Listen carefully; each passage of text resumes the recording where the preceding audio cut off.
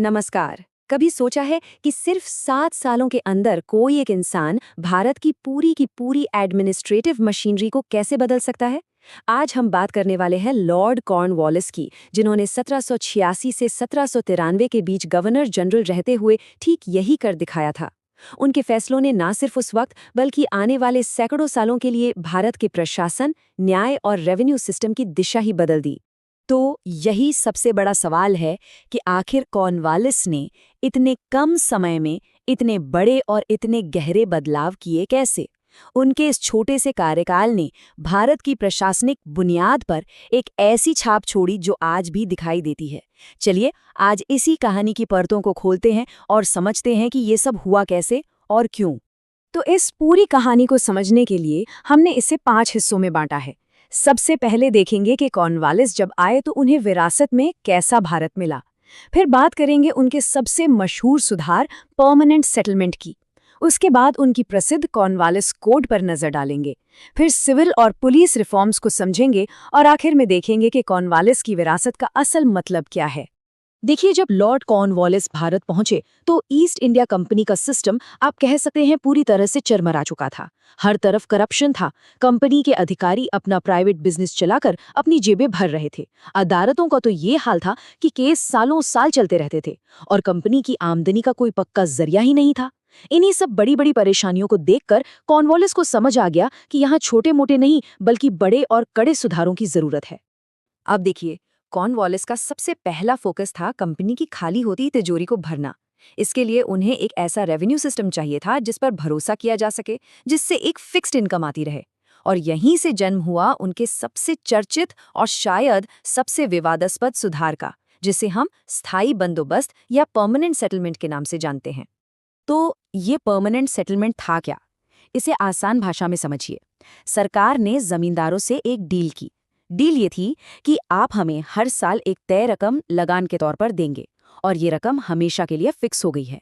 मतलब चाहे फसल अच्छी हो, खराब हो, बाढ़ आया, सूखा पड़े, सरकार को उतना ही पैसा मिलेगा। इससे कंपनी की इनकम तो गारंटीड हो गई, लेकिन इसने भारत के गांवों की पूरी सामाजिक व्यवस्था को हिलाकर रख दिया। इस सिस्टम का असर देखिए कितना गहरा था। पहली बार जमींदारों को कानूनी तौर पर जमीन का मालिक बना दिया गया, जिससे उनकी ताकत बेहिसाब बढ़ गई। सरकार का रेवेन्यू तो फिक्स हो गया, लेकिन जो किसान सदियों से जमीन जोत रहा था वो अपनी ही जमीन पर सिर्फ एक किराएदार बनकर रह गया। अब वो पूरी तरह से जमींदार की दया पर निर्भर था। इस एक फैसले ने ग्रामीण भारत के समीकरण को हमेशा के लिए बदल दिया। अच्छा, रेवेन्यू का मामला सेट करने के बाद कॉर्नवालिस का अगला निशाना था लॉ एंड ऑर्डर। उस वक्त की न्याय व्यवस्था बहुत धीमी, उलझी हुई और भ्रष्टाचार से भरी हुई थी। इसे सुधारने के लिए कॉर्नवालिस एक पूरा का पूरा कानूनी ढांचा लेकर आए, जिसे इतिहास में कॉर्नवालिस कोड के नाम से जाना जाता है। ये साल याद रखने वाला है, 1793। ये भारतीय इतिहास में एक टर्निंग पॉइंट था। सोचिए, एक ही साल में 2 बड़े काम हुए।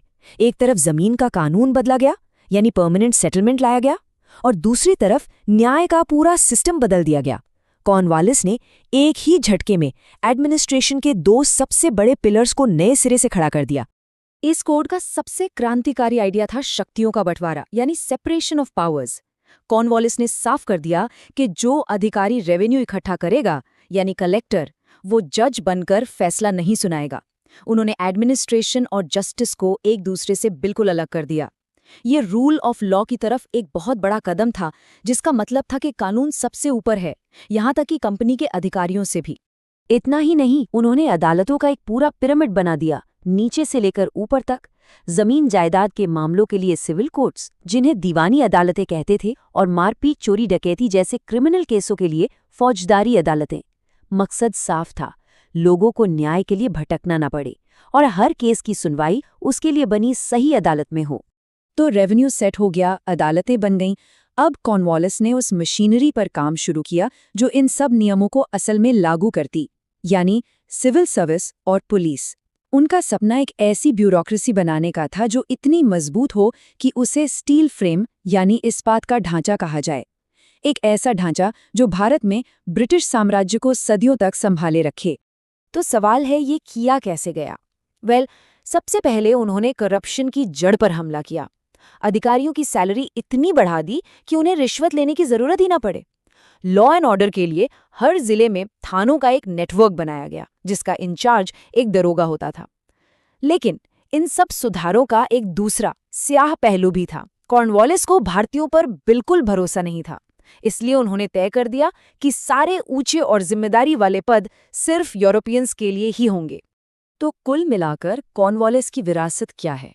देखिए, उन्होंने जो एडमिनिस्ट्रेटिव ढांचा बनाया वो इतना मजबूत और कारगर साबित हुआ कि उसने न सिर्फ ब्रिटिश राज को 100 साल से ज्यादा तक संभाले रखा, बल्कि आज़ाद भारत के एडमिनिस्ट्रेटिव सिस्टम पर भी उसकी गहरी छाप साफ दिखाई देती है। अपने इन्हीं सुधारों की वजह से, खास तौर पर एक प्रोफेशनल और नियम आधारित ब्यूरोक्रेसी बनाने के लिए, लॉर्ड कॉर्नवालिस को भारत में सिविल सेवा का जनक यानी father of civil service in India कहा जाता है। ये वही नींव थी जिस पर आज की हमारी सिविल सर्विसेज खड़ी हैं। और आखिर में एक सवाल जो हमें सोचना चाहिए, कॉर्नवालिस ने भारत को एफिशिएंसी और कानून पर आधारित एक मॉडर्न ढांचा तो दिया, लेकिन इसकी कीमत क्या चुकानी पड़ी? क्या ये सिस्टम इस कीमत पर बनाया गया था कि भारतीय हमेशा सत्ता से बाहर रहें और किसान शोषण का शिकार होते रहें? कॉर्नवालिस की विरासत असल में इसी कुशलता और अन्याय का एक कॉम्प्लेक्स मिक्सचर है, जो आज भी हमें सोचने पर मजबूर करती है।